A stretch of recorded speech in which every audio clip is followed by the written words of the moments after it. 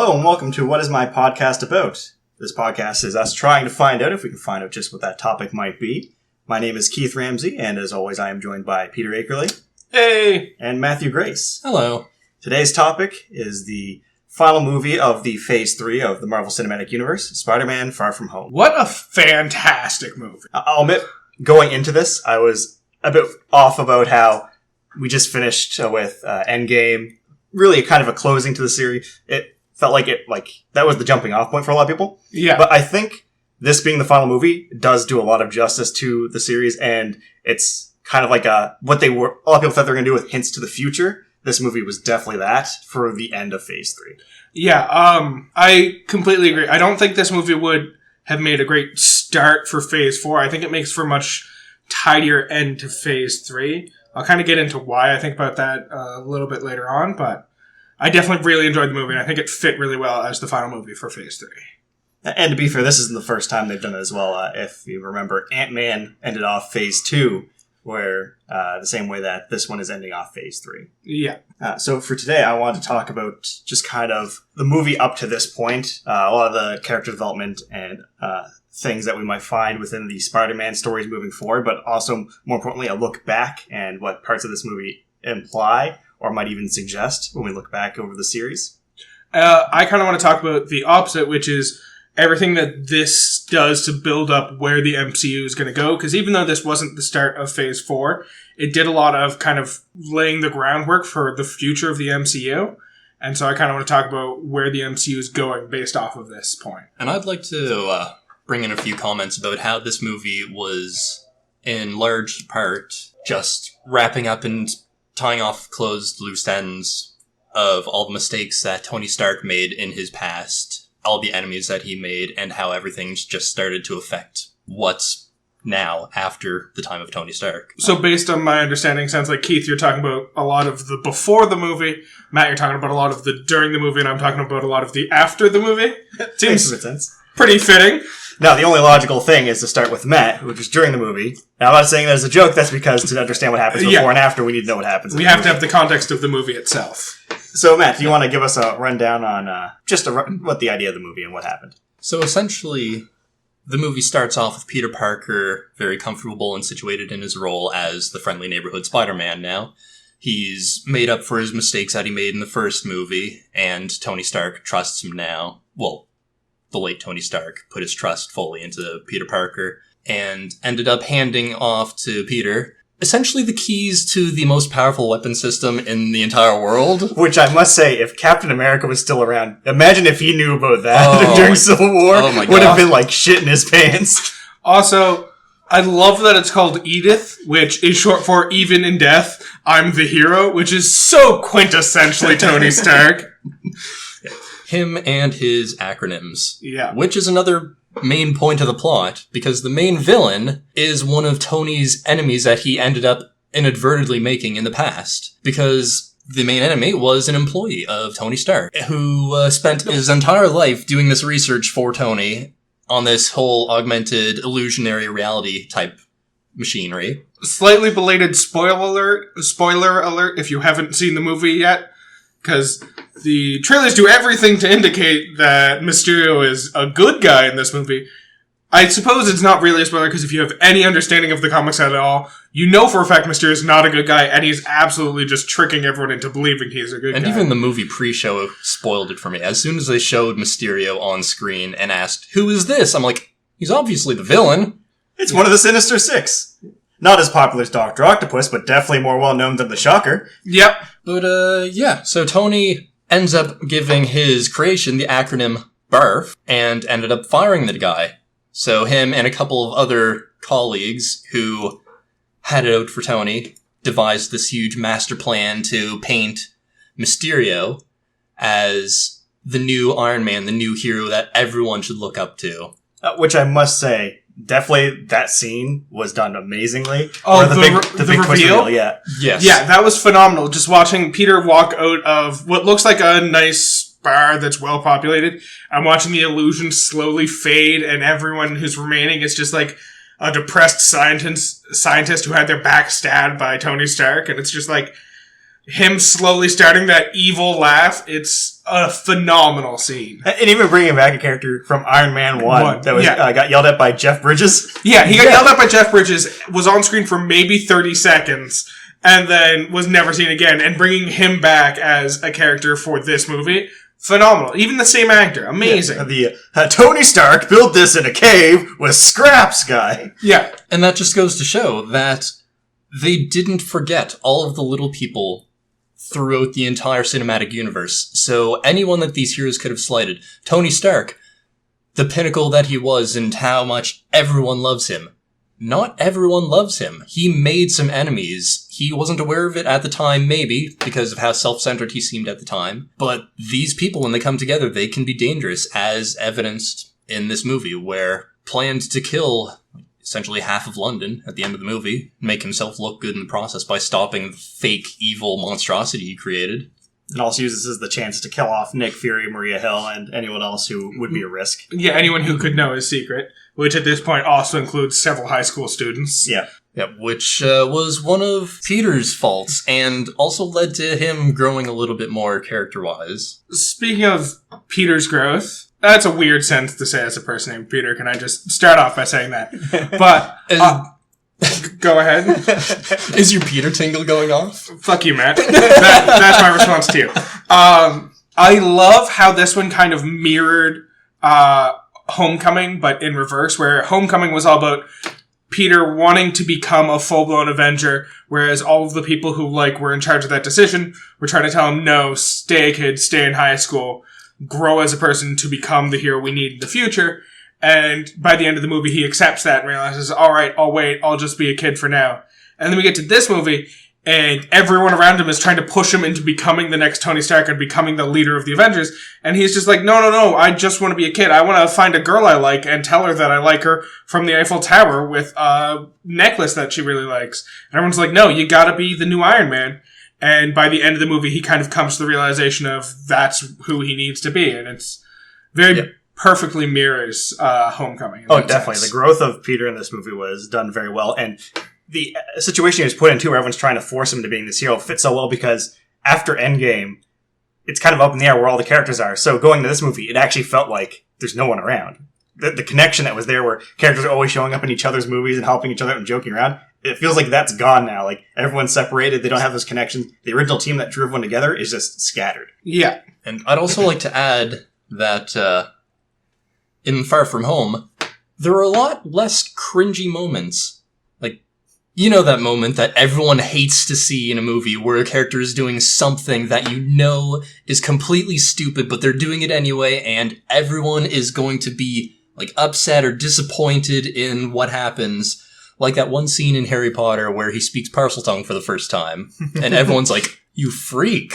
Was there one of those in the Spider-Man movie? I do not remember. There were one or two at the beginning where he was being very hormonal teenagery and just being really wishy-washy with whether he should be with his class or actually do the right thing as a hero. I was so glad that after the first 15, 20 minutes of the movie, those moments were gone, essentially.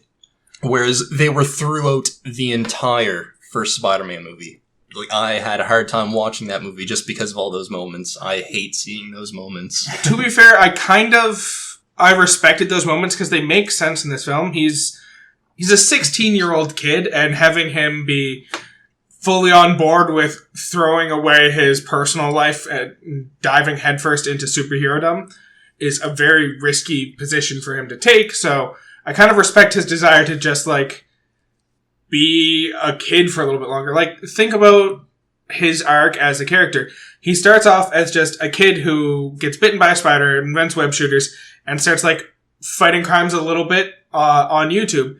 Gets found by Tony Stark. And Tony Stark's the first, not the first father figure he has, but the first one we get to see him have, and he clearly, latches on to Tony from that point. Even the very beginning of Homecoming, Tony goes to open the car door, and Peter's like, oh yes, the hug I've always wanted. And Tony's like, nope, just opening the door, let's get out. And that's definitely one of the fun things about this Peter, too, where it's very rare we get an actual, for the most part, Tom Holland is also not a teenager at the moment. So he's the closest we've had to, the youngest Peter as well. And I feel where we've had the origin story of we see Ben die and him getting his powers and learning how to control his powers. We've skipped over that. They've still gone for a type of growth for him, but in this time it's not him becoming Spider-Man, but him growing into the Spider-Man we all know, the one who's confident in himself, quippy, making jokes as he's beating up bad guys. This one is still very much, he doesn't trust himself, he's awkward. He has the power of Spider-Man, he somewhat knows how to use them, but he just doesn't have the confidence. He's not prime Spider-Man yet, and that's what I feel we're building up to with these movies. I also really love kind of the division between Peter Parker and Spider-Man, where, like, Spider-Man is quippy and, like, all that fun stuff with the villains around him, whereas Peter Parker is just an incredibly awkward human being. And you can kind of, to the point where you can tell the difference between them, regardless of whether or not he's wearing the suit. At the beginning of the movie, when Aunt May's doing her fundraising at a homeless shelter, or something, It's the displaced people who lost their homes. People who lost their homes because of the blip, as we're now calling it. She has her fundraiser there, and she brings out Peter Parker. She does not bring out Spider-Man. She brings out Peter Parker because he's awkward as all heck up on stage there. And then people start asking about what's going to happen now that Iron Man's gone.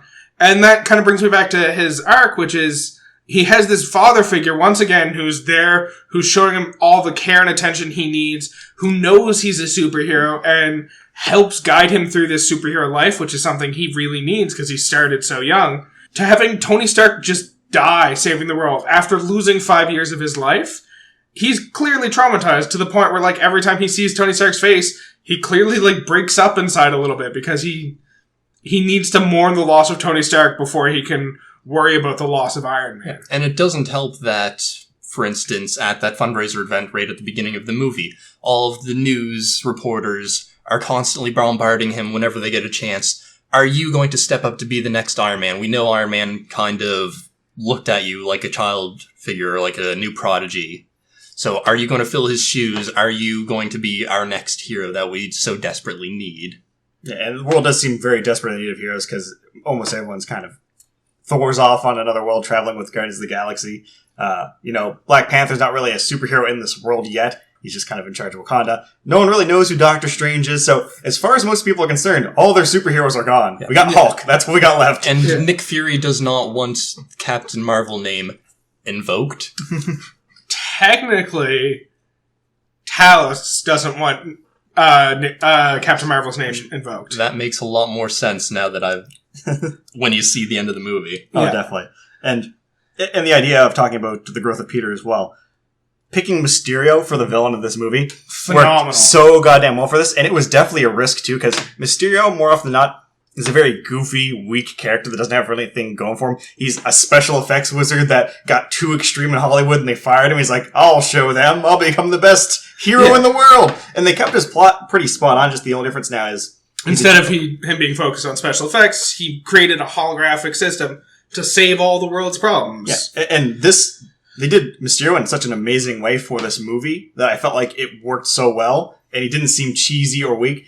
Like, of course, even Peter figures out at some points, like, he's just a normal guy. I just need to get to him. When I get to him, it's over. Fight's done. But the issue is now, he's so good at messing with your reality and senses that can you get to him? And that happens so much in the movie. And that overlapped so well with the issue of Peter learning to trust his instincts and himself, because he has the Peter tingle, as they say. Learning to trust the Peter tingle. Yeah, and the first time he fights Mysterio, which is an amazing scene, by the way.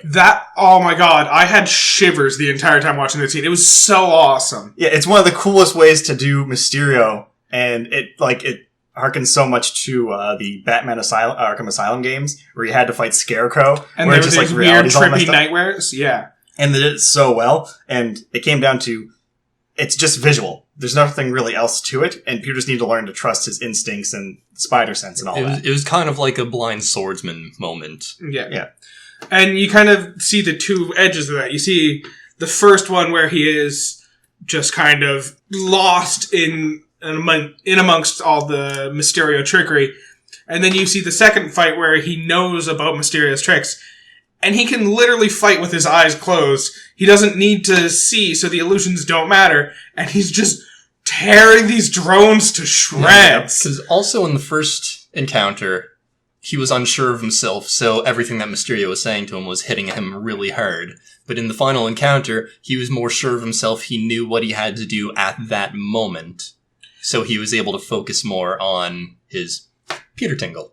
I do have a slight issue with the first scene. I really enjoyed it. There's one thing about it that just like stretches my ability to suspend disbelief for a moment, and that is before that scene, we get to see a scene of Quentin Beck scripting the like first or one of the encounters where he's like testing out the illusion, like scripting it perfectly to make sure everything works the same. Exactly right. Oh, pump up the drone's damage 100% so we can really get this to be exactly what we want it to be. He finds out that Peter has one of the cameras like half a day before he has that fight scene with Peter. Did he really manage to perfectly script this entire fight scene in that half a day to the point where he knew exactly where Spider-Man would be at all times so that he could try and punch Mysterio and instead punch a pillar that's in front of him and stuff like that? It was iffy. I really liked the scene. It's just one of those things of like you have to suspend your disbelief for a moment and just like accept, alright, maybe he doesn't need to script everything perfectly. Yeah, fair enough. Maybe he's just smart enough to come up with these plans on the fly when he's calm. And to be fair as well with this, all the fights that happened exactly where Mysterio wanted them to happen. It wasn't like a fight broke out randomly and he had to invoke these powers. It always happened exactly where he wanted. When Peter fought him the first time, he took him to this abandoned building. When he fought him the second time, it was on the bridge where he was set up. Because, like, you see that he was meticulously planning everything. So as soon as things started to not go the way he wanted to, at the end when Peter started getting close to him on the bridge, he started panicking and ordered all of the drones that he was commanding, most of them anyway, to form a defensive perimeter around him and not let anything near him. And then he started freaking out when Spider-Man started getting really near him. And also on Peter's growth as well. As you mentioned before, a lot of it was coming down to he's not Iron Man. Yeah. And he didn't want to be Iron Man, but he felt like he had to be to, make everyone feel safe and respect him and all those things. He was trying to live up to something he couldn't. And I felt one of the good things about this was he ends up coming to the moment where he realizes he doesn't have to be Iron Man. And this is the part near the end when he gets happy to come and rescue him and he has to rebuild the suit. And then the flip on that, which was so good, was when he starts building his new suit and he does pretty much spot on what Tony does. And Happy has that like proud moments like, where he doesn't want to be Iron Man, but he's got aspects of Iron Man in him. Yeah. Yeah, he's not becoming Iron Man, he's becoming Spider-Man fully and truly. It's just this version of Spider-Man has so many similarities with Iron Man that was by far my favorite scene though, like when he pulls up the display for like setting up his suit and then like he does the like wrist grab thing to pull up the controller for the animation stuff and he does in exactly the same motion that Tony Stark has used in previous films with his holographic display stuff. I got fucking chills in the theater. Yeah. And it goes back to that whole thing of we constantly keep getting from Tony when he was alive in the series was Spider-Man is going to be him but better. That's the whole goal. Yeah. And it's really exemplifying that. Yeah, exactly. From the first movie, Homecoming, where we have Spider-Man just saying, I was just trying to be like you, and Tony responding, I wanted you to be better. And it's just like, he makes it very clear from the beginning, he doesn't want Spider-Man to become Tony Stark. He wants Spider-Man to be better than Tony Stark, or better than Iron Man, to become his own thing. Yeah, because at that point, Tony is aware I've made plenty of mistakes, and I don't want you making the same mistakes that I did. Evidence of Tony's mistakes, and this is one thing I really liked from this movie, is they continued the trend of, so far in the MCU, Spider-Man's rogues gallery of villains are all just people who have been slighted by Tony. Yep. And Peter's the one who has to clean up after Tony to fix the mess. Yeah, the only exceptions really we would say to this now that they haven't been a villain yet, but Scorpion does exist in this world. Yeah, Scorpion was introduced in the post-credit scene for Homecoming. Yeah, he specifically wants to be to deal with Spider-Man because of his own reasons. We have the Prowler in the world too, which could go either way at this point. I could see him being a villain who possibly gets recruited in, but I could also see him being much like in the previous Spider-Man movie, Tobey Maguire ones, the Sandman, where something thrusts him to being a villain, but he switches sides. I don't know how well this would... I don't think this is going to happen in the MCU, but there have been... Not the... I can't remember his name. The name of the character who is the Prowler. There's been multiple instances of the Prowler, and the one who's Miles Morales' uncle, this isn't true, but for other instances of the Prowler, Spider-Man's actually got them to pretend to be Spider-Man before, so that he could be Peter Parker around Spider-Man to, like, dissuade any beliefs that Peter Parker is Spider-Man. So I could easily see that being a thing going forward in the MCU, because we do have the slight problem right now of everybody knows who Spider-Man is now, and anytime that happens in the comic books, two things tend to happen. Either MJ or Aunt May dies. One of them. Yeah, and going on that, we could switch into the what's coming next idea of the topics we want to go over. Yeah, it ends with, well, first off, the best thing about this is J.K. Simmons as J. Jonah Jameson. So, which means there was definitely someone who, after that, was like, we already perfectly cast J. Jonah Jameson, bring him back. Yeah. If we get literally anyone else to play J. Jonah Jameson, the internet will riot over the fact that it's not J.K. Simmons, because he's the perfect cast for J. Jonah Jameson. Just him screaming at a bunch of reporters, bring me pictures of Spider-Man! It's phenomenal. And then what he heralds in is Quentin Beck ends up dying at the end of the movie, and this is his final video that he released, indicating like, I ended up defeating the spiritual monster, the time monster. I sent it back to its dimension, but then Spider-Man attacked me for some reason. I don't know what's going on, but his name is Peter Parker. Yeah, Spider-Man attacked me with drones and all that stuff. Here's a clip of him, like, telling the drones to kill a bunch of people. His name's Peter Parker, by the way.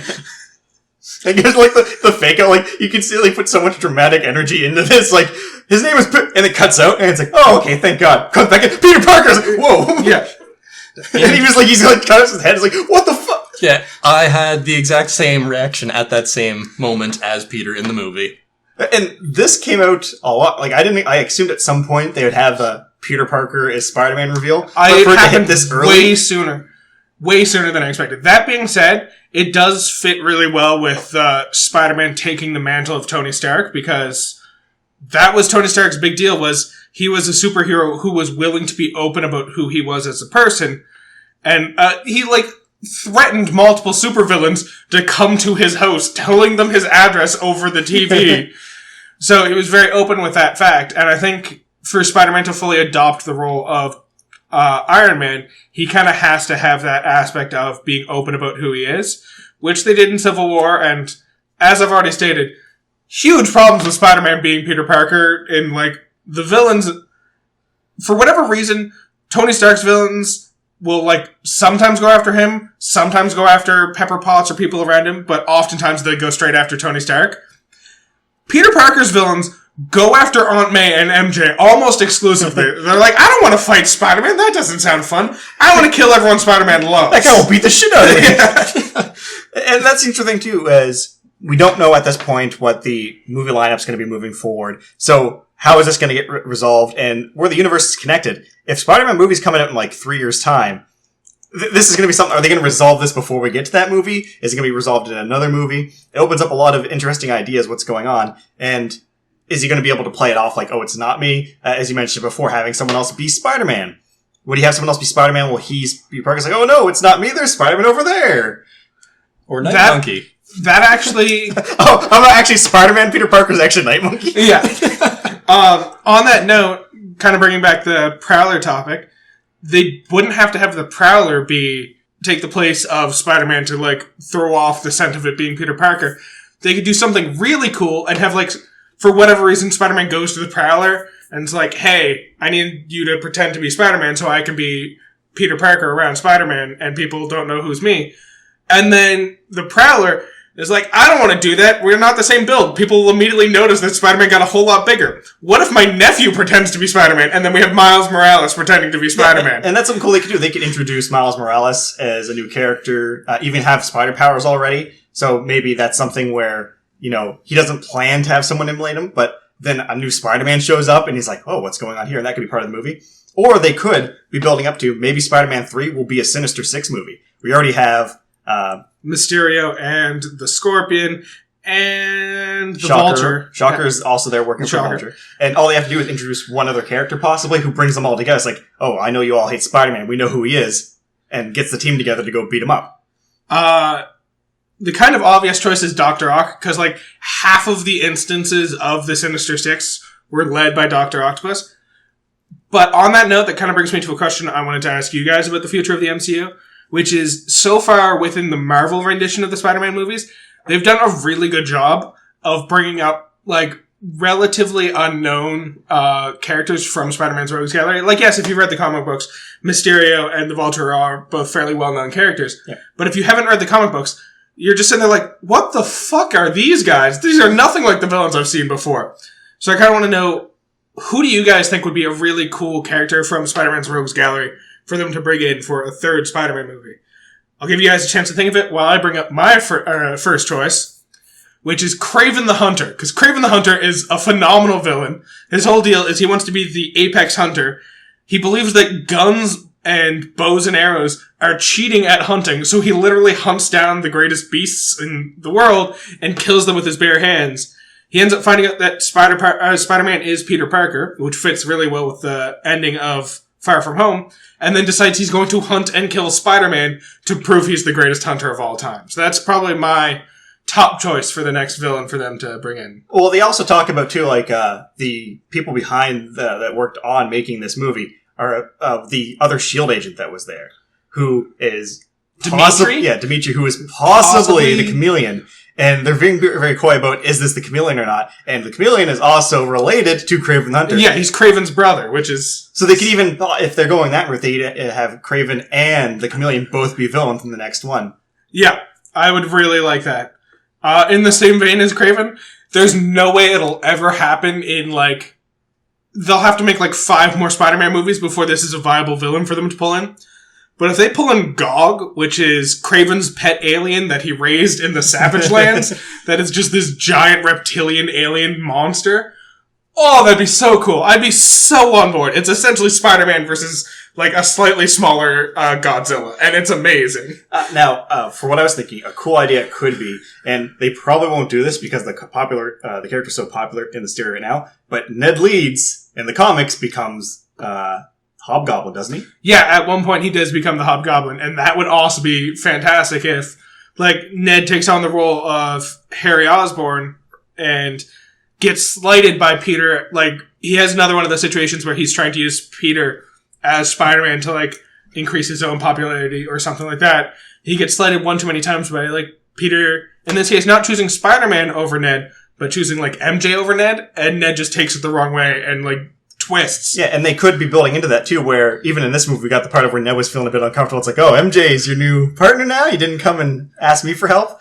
But a cool way they could do this too is we still don't know who bought the old Stark Tower. Now, of course, in the movie at the end, there's a hint that it might be the Fantastic Four, because you won't believe what's coming next. It's 1 with a circle, 2 with a circle, 3 with a circle, and then a question mark. Yeah, and it's like, okay, Fantastic Four symbols, the 4 with a circle. It could be just indicating Phase 4. We're really excited to show you what's coming. But if it is Norman Osborn that bought it, and it's Oscorp that becomes that building, we could even have that Norman Osborn's the person who brings together the Sinister Six and even possibly turns Ned into the Hobgoblin. Yeah. To be a prototype of something he's working on, a super syndrome that he wants to use himself. So you could hint at the Green Goblin coming. You could turn Ned into the Hobgoblin and not even know it, because a lot of times the Hobgoblin forgets they're the Hobgoblin when they're not Hobgoblin.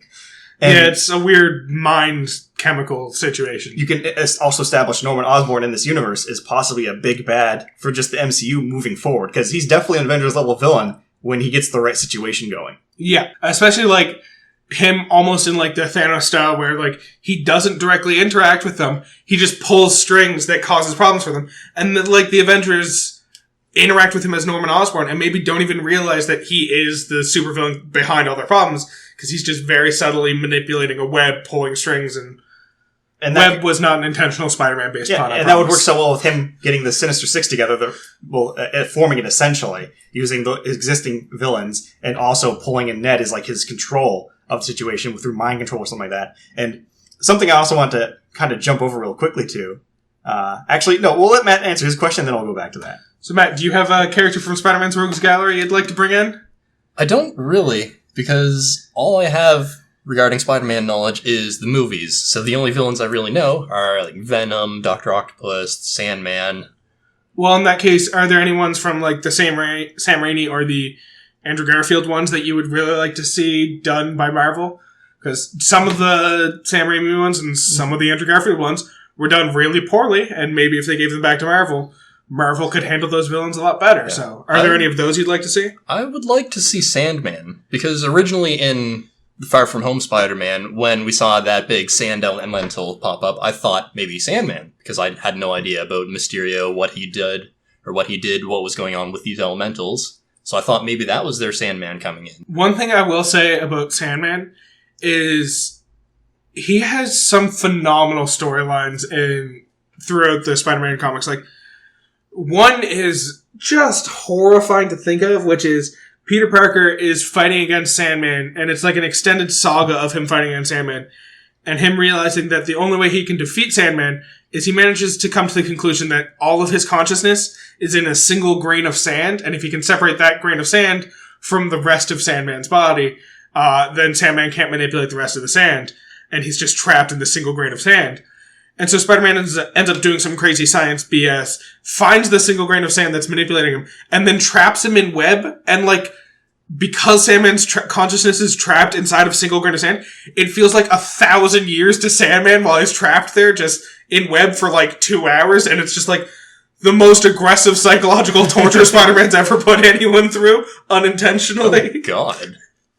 And that's an interesting thing, too, going into this movie, that they actually show Spider-Man and Peter Parker as being intelligent, which doesn't happen very often in the movies. Yeah, okay, that brings me to kind of one of the Easter eggs I wanted to talk about.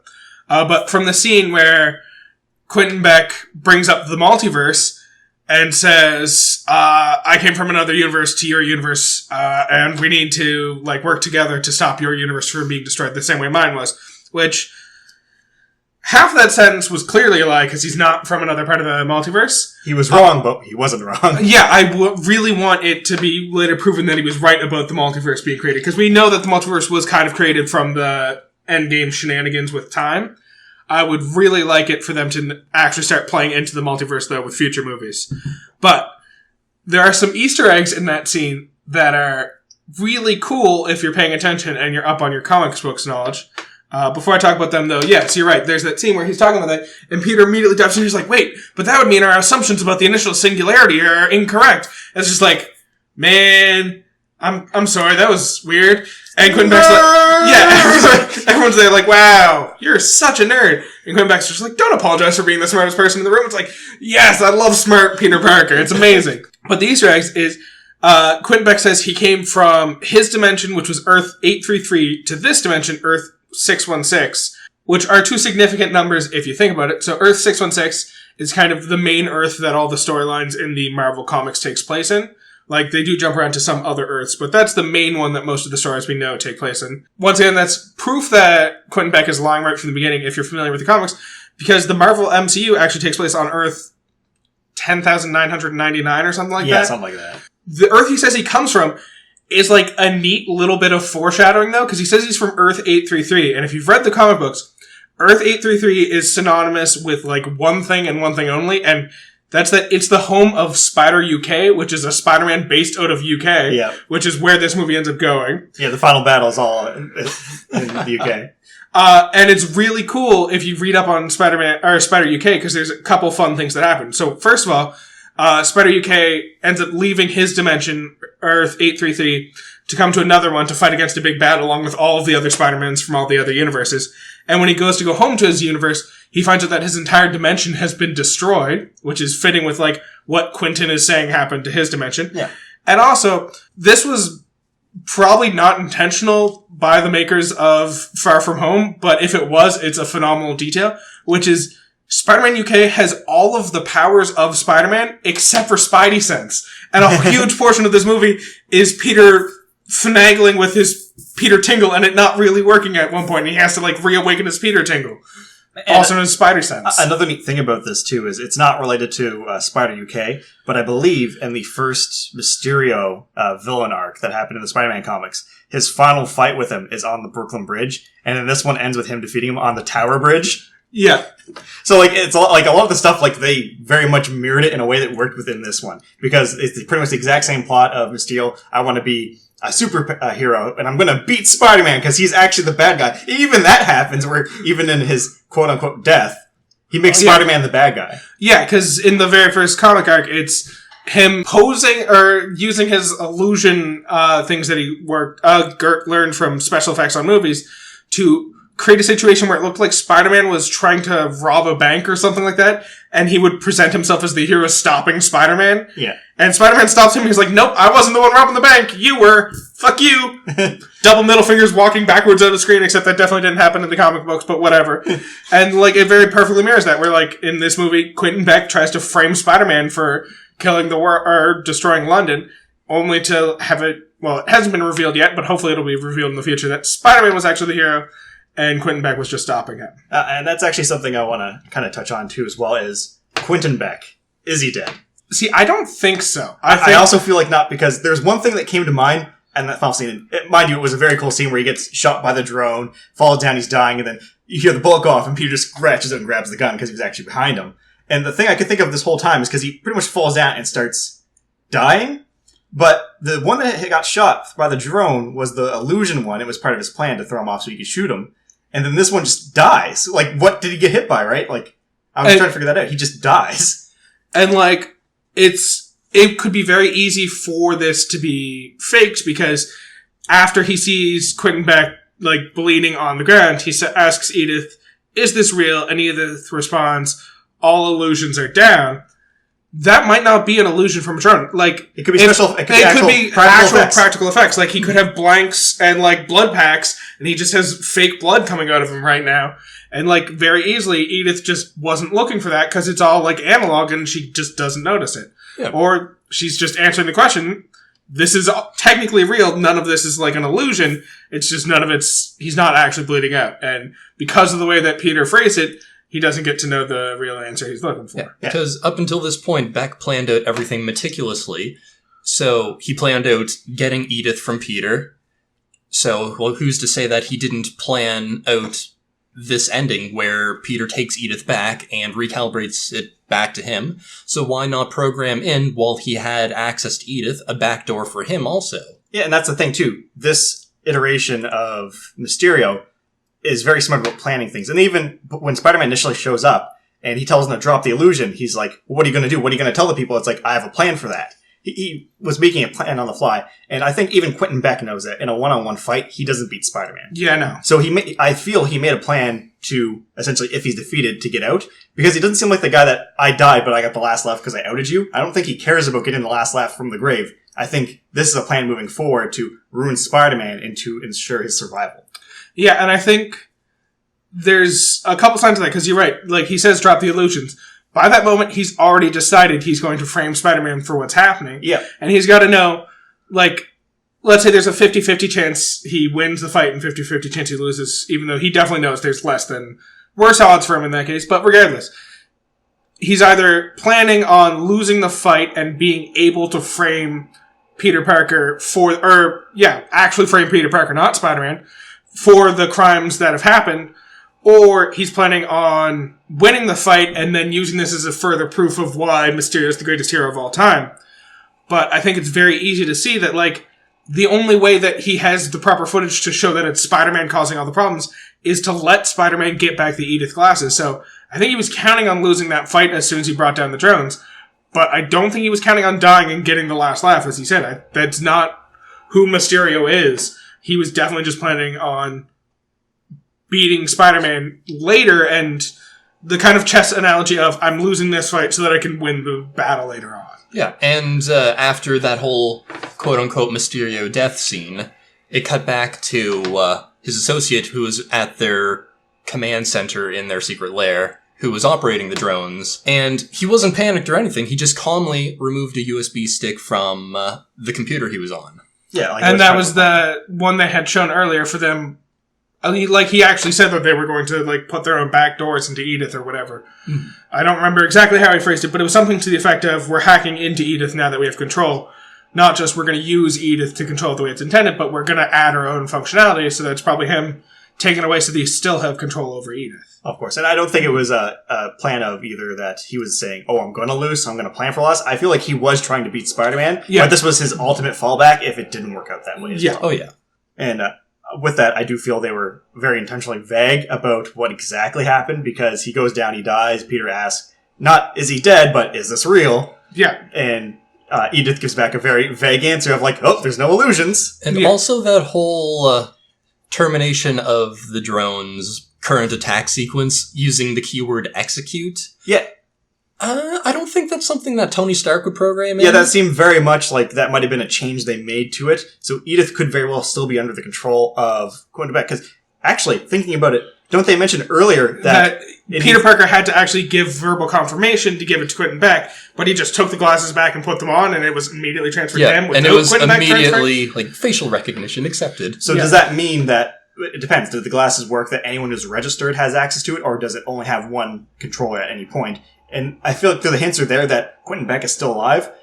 Doesn't mean he's guaranteed alive. Probably not. I feel like they were vague with these things specifically in case they wanted to bring him back. Yeah. But I don't think that means they necessarily have to bring him back. But that could be still a pretty damn cool reveal. Because I honestly, the more we talk about it, the more I'm really excited for a possible Sinister Six movie being the next Spider-Man. Yeah. And just having the reveal of like, oh, Mysterio's still there. Yeah. Having, like, the Sinister Six attacking a city and having, like, weird stuff happening that doesn't quite make sense. And then you get towards the, like, second act of the Sinister Six movie only to realize that Mysterio is still alive, providing allusions to the Sinister Six's dealings. And still has the drones. Yeah. That would be an amazing reveal. Because honestly, I feel this Mysterio isn't good unless he has those drones. So I kind of want to talk a little bit about those. So there's the mid-credit scene and the post-credit scene that I want to talk about a little bit. So first of all, there's the mid-credit scene where Spider-Man puts down MJ after swinging her through the streets. And one thing I've really liked about that is, like, while he's swinging through the streets with her, like, it feels very much so like them one-upping the Sam Raimi films. Because, like, there's the meme of, like, the Sam Raimi films, her hair's blowing the wrong way and it's clearly a mannequin that she's holding on to while it's filming. And, like, this one, like, I was very closely looking. I'm like, they're recreating this scene. They're definitely one-upping them right now. Because, like, her hair's blowing the way that it makes sense for her hair to blow. You can very clearly see if it is a mannequin, it's a moving mannequin. So it's probably not a mannequin. It's just, like, just ever so slightly one-upping the Sam Raimi films on that one scene. Actually, another thing I was actually expecting during this scene was Mary Jane, pretty much her catchphrase at this point is "Go get him, Tiger." And back to your point earlier, where they do a lot of very cringy things. "Go get him, Tiger" is not a phrase you'd expect very often, but them together, I can see her being cringy and not sure what to do and saying something stupid like that. And I was expecting she'd put him down, and then like there's a fight going to break out. That's what I thought the news broadcast was. Yeah. And I thought he was going to go to run off to save the day, and she'd be like kind of cringy, not sure, like "Go get him, Tiger" or something like that. Yeah, I was expecting the movie to cut out in typical Spider-Man movie fashion, where suddenly their date cuts short because a villain shows up and he has to go off and save the day. Like how the Andrew Garfield one ended with, him about to hit Rhino, but then after it cuts out, the Rhino clearly murders Andrew Garfield, and that's why we never got to the movie. Yeah, doesn't murder Spider-Man, murders Andrew Garfield. But before you get fully into your point there, Peter, I want to take a moment to step in here and say, before it cuts to the credits, and before we even get to that mid-credit scene, the very last part of the movie before the credits really looks like Spider-Man accidentally drops his girlfriend and kills her. I definitely missed that part, but I'm gonna go back and watch it again to see that. You mean when they're jumping over the building? Yeah, over the building, and she screams as, he extends his arm with her. Yeah. Oh, God. Oh, I missed that. Oh, boy. So, anyways, we get to the mid-credit scene, and there's the big reveal of J. Jonah Jameson telling everyone that Spider-Man is the one who committed the attack on London. I got pictures of Spider-Man, and it doesn't look good. And then we get the further reveal of Spider-Man is being announced to be Peter Parker.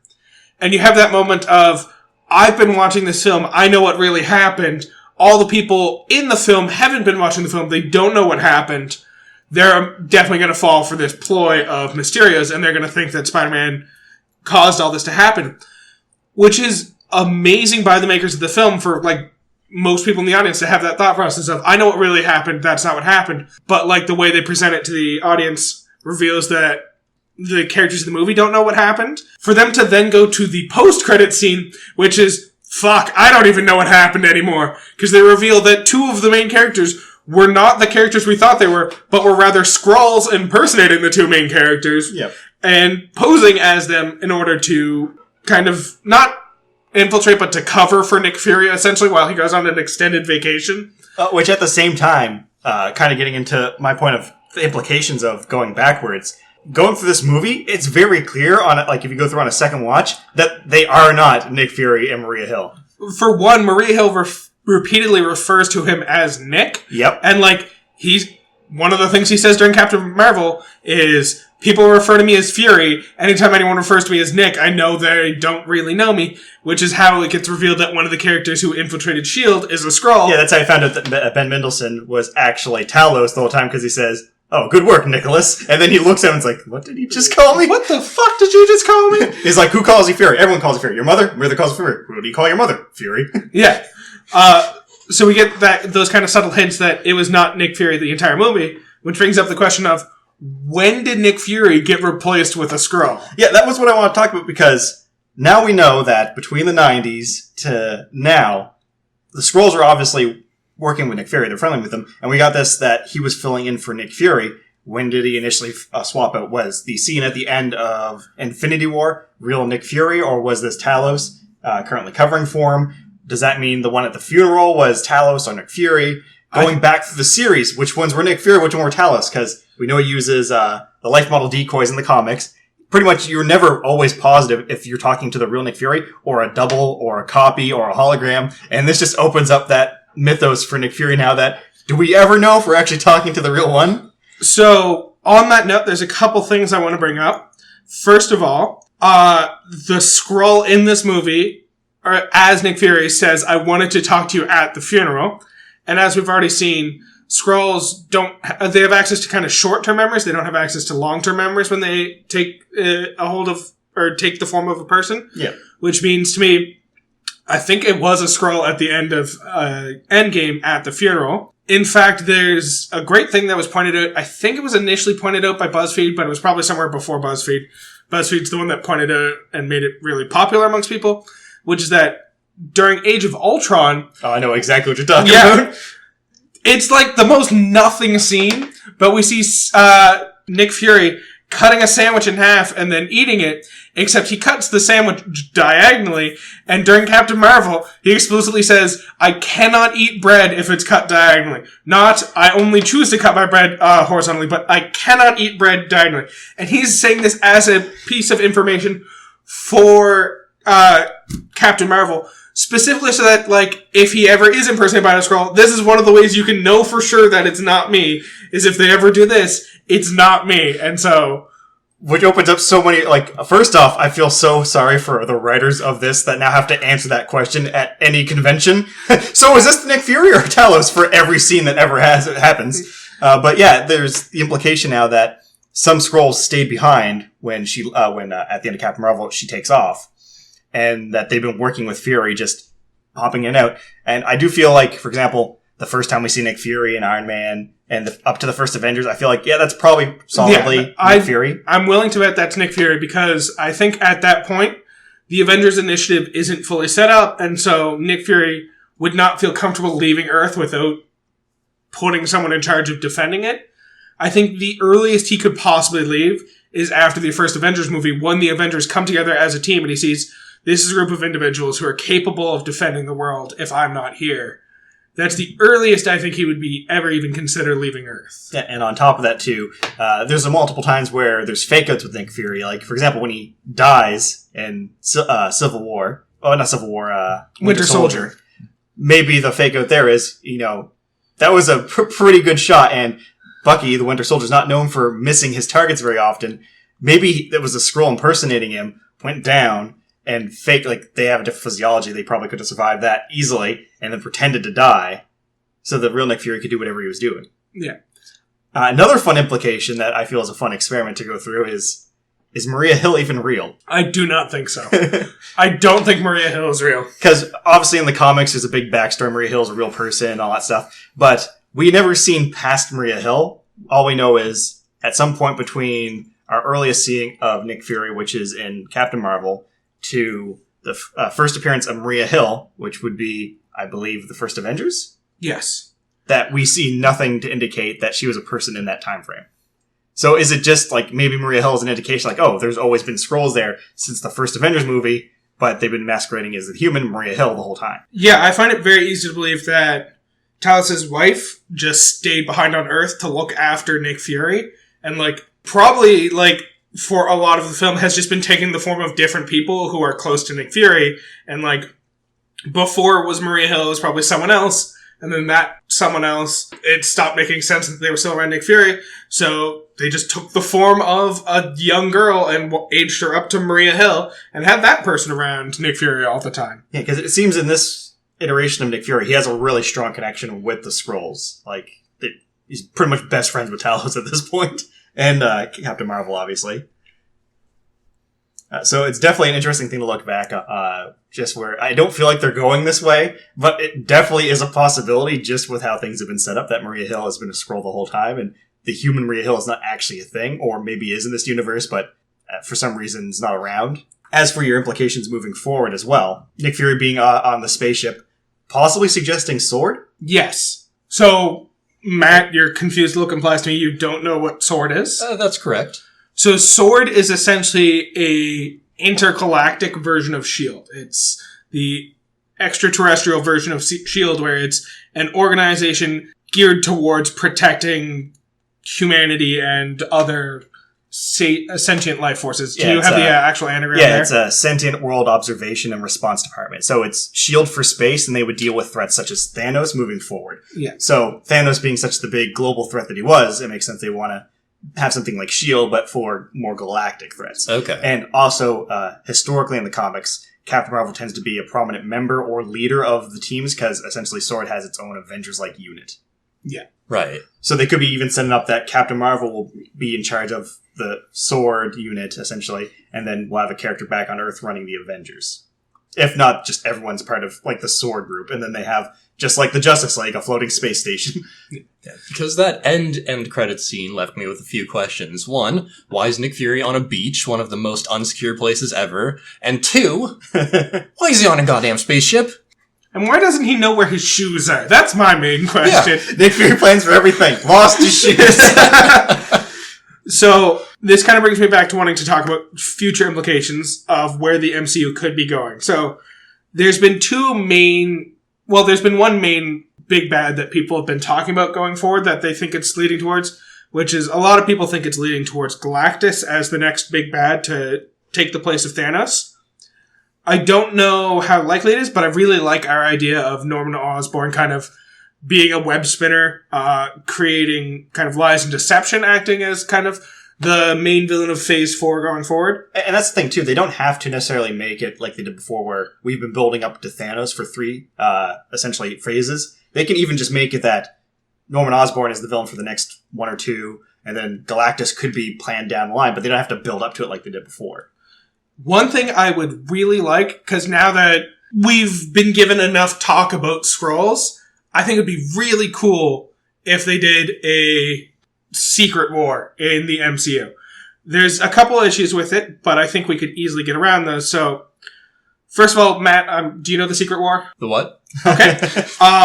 Secret War is essentially the idea of Skrulls invaded Earth and were taking the place of prominent members of society as well as superheroes because there were super Skrulls who could emulate the superpowers of superheroes that were around them.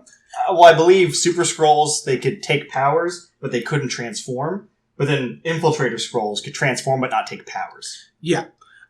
So it was this whole idea of you had this giant war between humanity and Skrulls, where Skrulls were evil in this case, and you just never knew who was who. So someone could be fighting alongside you, and you have no idea whether they're actually your ally or if they're someone infiltrating your group, and you don't know what you can trust. And this movie, Far From Home, did a really good job of building up the idea of, I don't know what I can trust from around me.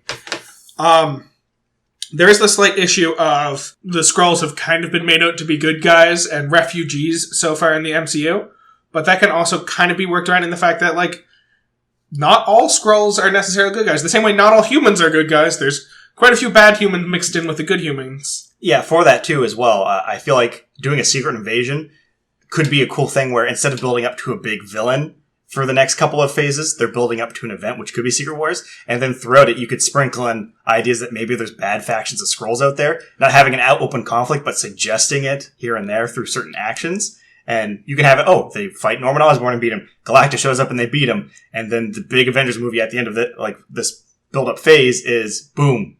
But there's a bunch of Skrulls secretly taking out superheroes and replacing them, and prominent figures to just do their massive invasion.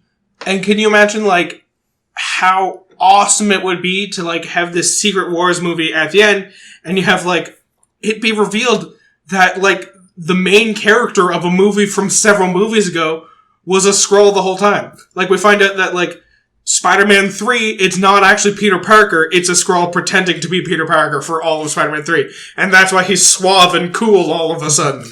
And normally I would say, like, of course they wouldn't do this because having a character that we've been following as a main character kind of just throws all the plot development out the window to do stuff like that. But I feel with Infinity War and Endgame, they've shown they're willing to double down on a big world-changing event and have it stick. For example, Gamora, all the stuff that happened since all of the Guardians of the Galaxy movies is gone. All of her character development is just thrown out the window. So definitely building up to an event could be a refreshing change to building up to a big bad.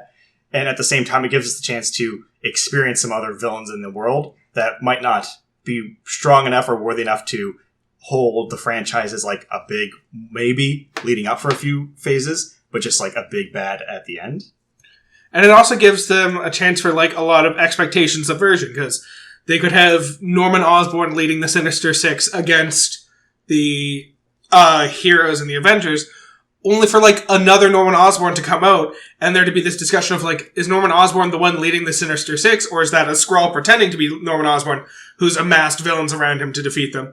Or is a Skrull a good guy who's trying to pretend to be Norman Osborn to kind of dissuade Norman Osborn's control over the Sinister Six? And it's just like, a lot of people, based on, if they've only seen the MCU movies, are going to come to the conclusion Skrulls are good guys. If one of them's a Skrull, it's probably the one who's doing the good things and trying to help out the good guys. Only for it to be revealed later, nope, that was the real Norman Osborn. He was the one trying to help them because his reputation's been fucked over by a Skrull who's impersonating him to manipulate a bunch of the Sinister Six. And I think it'd be really cool to kind of have that whole moment of, like, they very subtly hint at it because they've had one movie that was based entirely around Skrulls and presented Skrulls as bad guys only to reveal that they're good guys. They've now had a movie which had Skrulls in it pretending to be normal characters, and it was not revealed that they were Skrulls until the final post-credit scene. Yep. I think it'd be very easy for them to sprinkle in more of these moments of anyone you see in a movie, even if they're a known character, could very easily just be a Skrull pretending to be that character. And that's all they really have to do to build up properly to a Secret Invasion is just show, yeah, anyone could be a Skrull to the point where you have to wonder who it really is. Like, what I really want for them to do is I want them to have a couple more movies. I want them to probably do 2 more movies where they just don't even mention the Skrulls at all. I want them to do, like, another movie or 2 where they have, like, another just kind of side character being a Skrull. And then I want them to do a movie where it's revealed at the end that the villain was a Skrull pretending to be a villain. Like, they bring back a villain that they've already defeated, but they didn't kill, they imprisoned. And then they have a plot line about him, like, breaking out and coming back to wreak havoc. Only for, like, they could even do it with Scorpion, because Scorpion's currently in jail. Have Scorpion be a villain in a Spider-Man movie, only for it to later be revealed in a post-credit scene that the Scorpion wasn't actually him, it was a Skrull pretending to be the Scorpion to go after Peter Parker. I mean, to be fair, they could also do it with a character that did die. For example, maybe, Loki was killed off, maybe a Skrull comes back as Loki, knowing that Thor knows that Loki managed to come back multiple times and use that to infiltrate Asgard. Yeah. Which is now on Earth.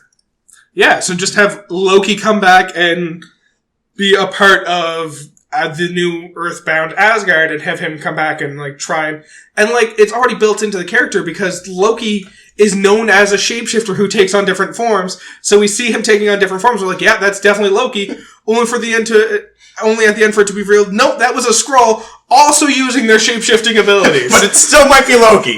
It still might be Loki who's pretending to be a Skrull. That'd be such a fuck you, and I would love it. Like, he just fucking winks at the camera at the end. It's like, I might be Loki. Maybe I am. Maybe I'm not. That would also go really well with what's coming next billboard with the 1, 2, 3 question mark.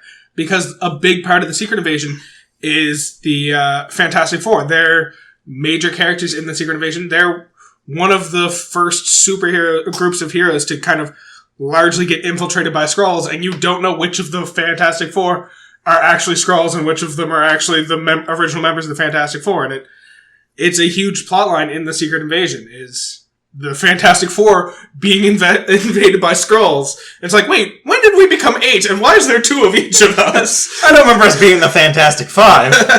I know one of us is lying, and I think it's the Thing. Oh, We get paper bag Spider-Man. yes.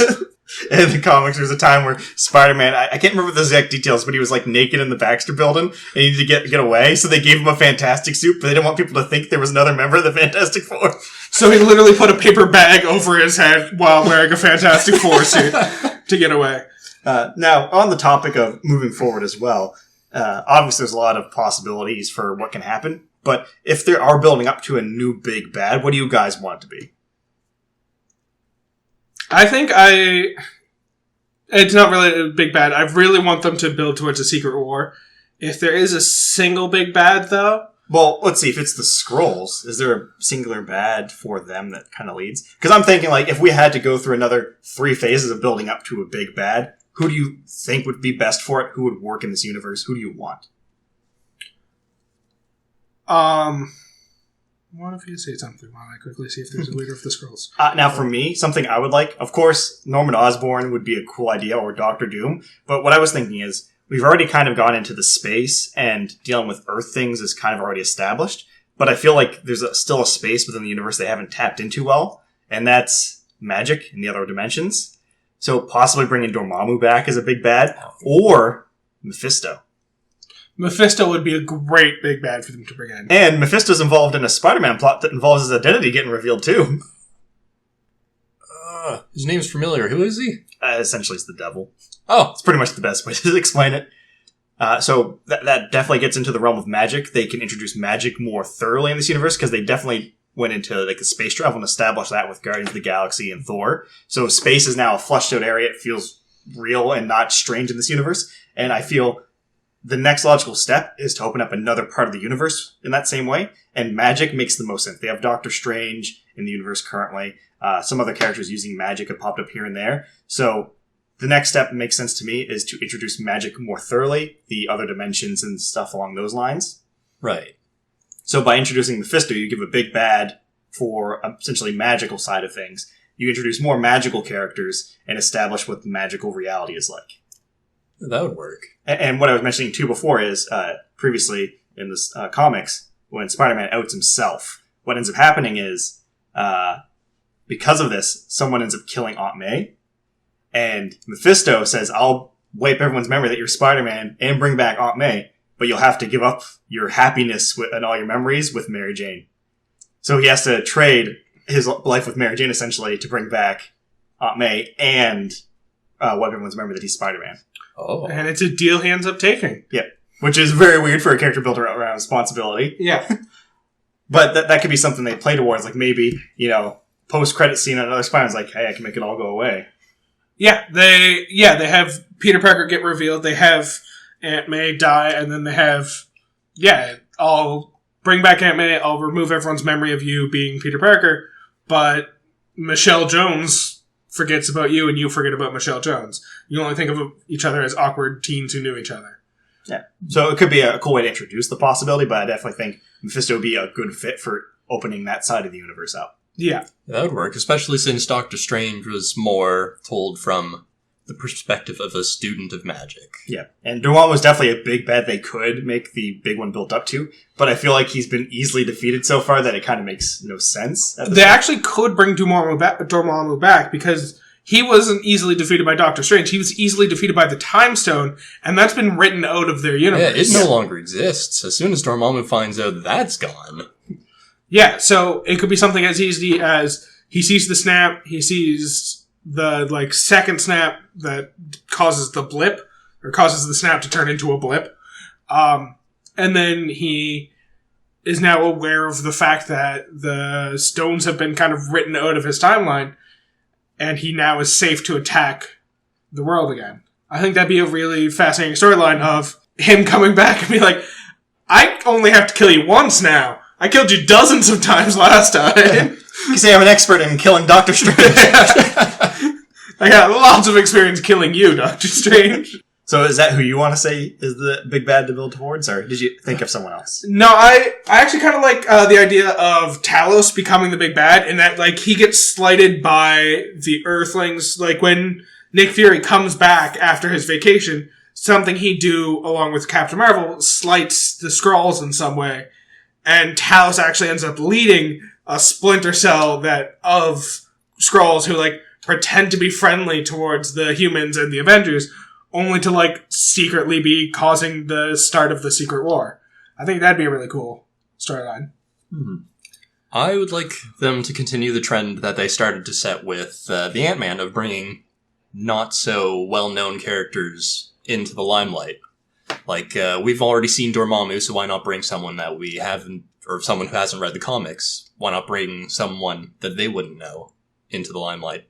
Like this devil guy. Ooh. Mephisto, yeah. Yeah, it hasn't been in the universe. And another cool thing they could do with that, too, is Mephisto pretty much has powers over life and death as well.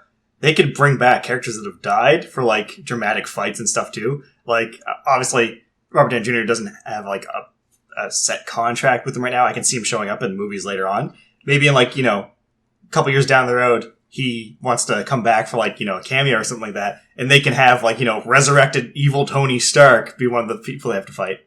If that is the thing they end up doing. How good is the foreshadowing during what I'm now referring to as the Mysterio trip, where he's, like, seeing all these trippy illusions, and then he sees zombie Iron Man claw out of his grave. That would be the most amazing foreshadowing of, like, an undead evil Tony Stark coming back to fight Peter Parker specifically. And then we have Spider-Man having to defeat the hero who helped make him into the man he is now. Yeah. And now, of course, even with, like, all this fun ideas, I think it's probably a good chance that Galactus might be the one. Yeah, I think it's probably going to be Galactus. Because when the big reveal comes of, like, the movie slate that they're working on, if Fantastic Four is in the next phase in any capacity, it has to be Galactus. It's got to be Galactus. Because to add the Fantastic Four and then we're dealing with magic, it's like, we're like, oh, fuck, we're all science. Yeah. I don't know how to do magic. It's Dormammu, and then it gets to Reed Richards proving that Dormammu can't exist, and he just blinks out of existence. You see, if I carry this too, and Dormammu's gone. Oh, God. What would you guys say would be your favorite moments from the movie? I already kind of touched on it a bit, but my favorite moment is absolutely the scene where Peter starts creating a new spider suit in the back of the Quinjet, and, like, him doing the hand motion the exact same way that Tony Stark did it to put the, like, manipulation on the, what's the word I'm looking for? Holograms? That's the word I'm looking for. Especially with, like, Happy recognizing that this is a very Iron Man thing that's happening, and him putting on AC/DC. I'm gonna put some music on. I love Led Zeppelin. Yeah, it's AC/DC, and Peter Parker's go, yeah, I love Led Zeppelin! Not even, like, ironically, like, that's who he actually thinks he's playing right now. For me, it was actually, it's not a specific scene, but more so the opening of the movie that starts with the really cheesy, and My Heart Will Go On memoriam for the characters, where it's like the really shitty JPEG of Vision, and like the Getty's Images logo over one of it, and when they're just talking about this stuff, and I can't remember the name of the other cast that's not Betty, but just talking about, like, not my younger brother's my older brother's, like, yeah, that's how time works. Shit's crazy. You can't swear on this. Going into, like, just summing up what's now called the blip. The part that I actually lost at laughing was it's the marching band. Yeah, reappearing in the middle of the they're flying and they disappear. It's like, and then a few years later, everyone reappeared exactly where they were. It's a basketball game going on when the band falls back and they smash into each other. I mean, if we're being honest, there is a slight problem with that, just because if everyone reappeared exactly where they were, what about people who we saw helicopters crash into buildings because their pilot got snapped out of there? Does that mean that, like, one moment you're piloting a plane, you don't feel so good, and then the next thing you know, you're plummeting to the ground outside of the helicopter? No, it definitely doesn't feel so good. Or buildings that were torn down in the time frame. Or, does this mean exactly where you were on Earth, or did it just so happen that the Earth happened to be in the exact spot it was when everyone got put away? But maybe some of them were slightly over, so some of them are now in space. Actually, there are people that were in space definitely when that happened too.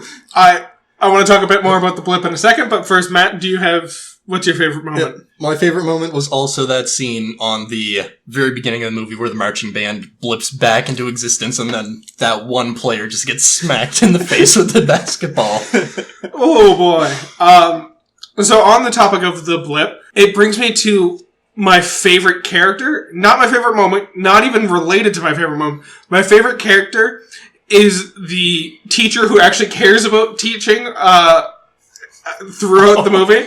All of his interactions, like finding out that Peter apparently has a perfume allergy, and I'm going, "Oh, Peter's a perfume allergy? This is serious. We gotta get this under control real quick." And like, you swap you with you swap you go up there. Ned, you're sitting next to Betty now. It's like, you didn't have to move everyone for a perfume allergy. You literally just had to move Peter away from the perfume. I thought you were going to talk about the part where he's talking to Peter. It's like, yeah, my wife, I thought she got snapped. Turns out she just ran away with some other guy. Yeah. I had a funeral for her. Well, it wasn't a real funeral, but we actually had it. We thought it was a real funeral. We thought she was dead. Do you want to see the video? We have the video. Yeah. That, or later on, when he's like, do you need any, like, emotional counseling after the trauma we went through today? No, I'm good. Good, because I'm not qualified to give you any. Well, the other teacher is also like the running jokes, like, in my scientific opinion, witches. And then when Peter's actually reading through the stuff, there's the bit about, like, practiced witchcraft. Yeah.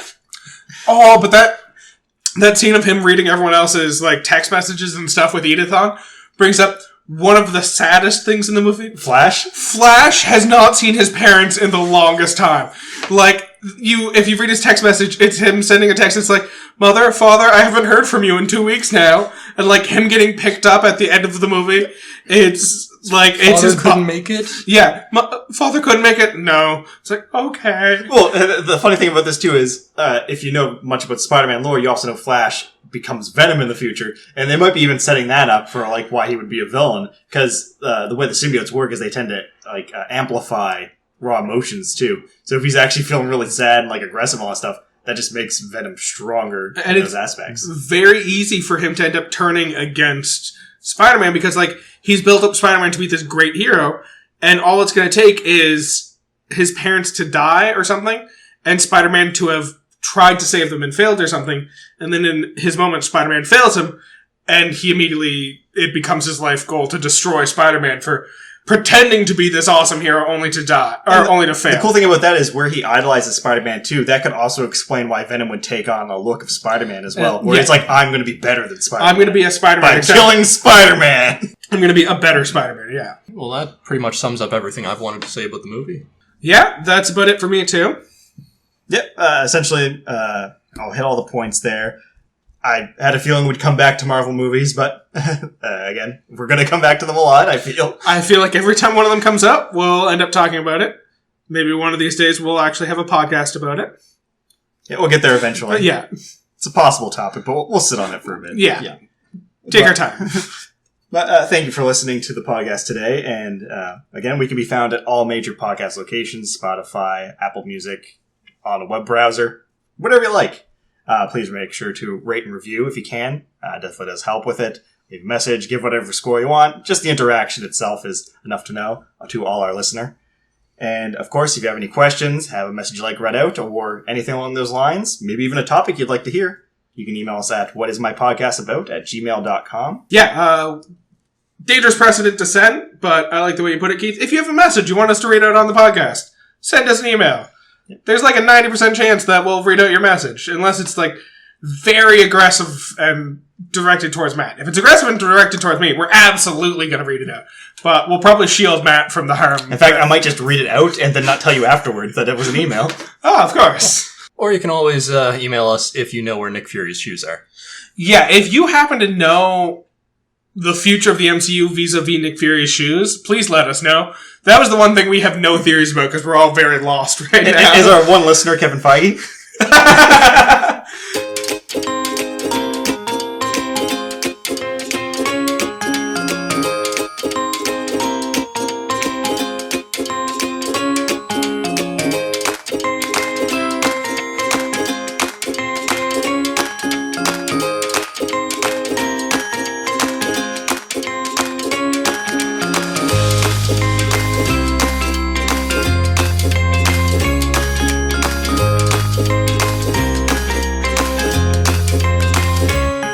See if I carry this too, and Dormammu's gone.